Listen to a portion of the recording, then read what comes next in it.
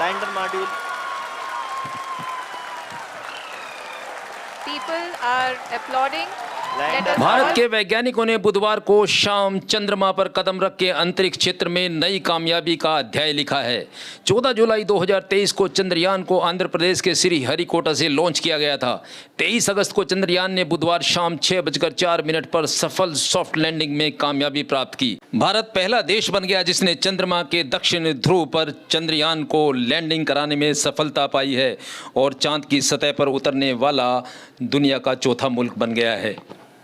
चंद्रमा की सतह पर पहुंचे चंद्रयान 3 मिशन के लैंडर विक्रम मॉड्यूल से रोवर प्रज्ञान बाहर निकल आया।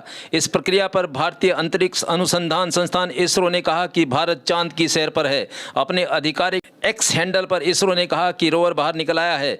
इसरो ने कहा कि Chandrayaan 3 rover made in India made for moon.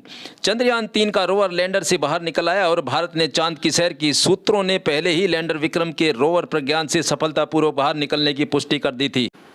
Lander Vikram और रोवर प्रज्ञान का कुल वजन 1752 किलोग्राम है और जिन्हें चंद्रमा के वातावरण के अध्ययन के उद्देश्य से एक चंद्र दिवस अवधि करीब 14 पृथ्वी दिवस तक संचालन के लिए डिजाइन किया गया है। इसरो के अधिकारियों ने हालांकि इसके अगले चंद्र दिवस तक काम करने रहने की संभावना से इनकार नहीं किया है। इसरो के अध्यक्ष एस सोमनाथ ने कहा कि जैसे ही सूर्य अस्त होगा हर तरफ गहरा अंधेरा होगा, तापमान 0 से 180 डिग्री सेल्सियस नीचे चले जाएगा, तब प्रणालियों का काम कर पाना संभव नहीं होगा और यदि यह आगे चालू रहता है तो हमें खुश होना चाहिए कि यह फिर से सक्रिय हो गया है और हम एक बार फिर से प्रणाली पर काम कर पाएंगे।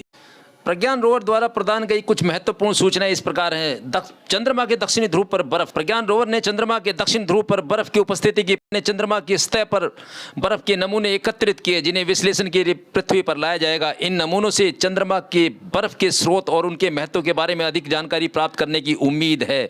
चंद्रमा की सतह की बनावट। प्रज्ञान रोवर ने चंद्रमा की सतह की बनावट का विस्तार से अध्ययन किया है। रोवर ने चंद्रमा की सतह पर कई प्रकार की विशेषताओं की पहचान की है जिसमें पहाड़, घाटियां, क्रेटर, मैदान शामिल हैं।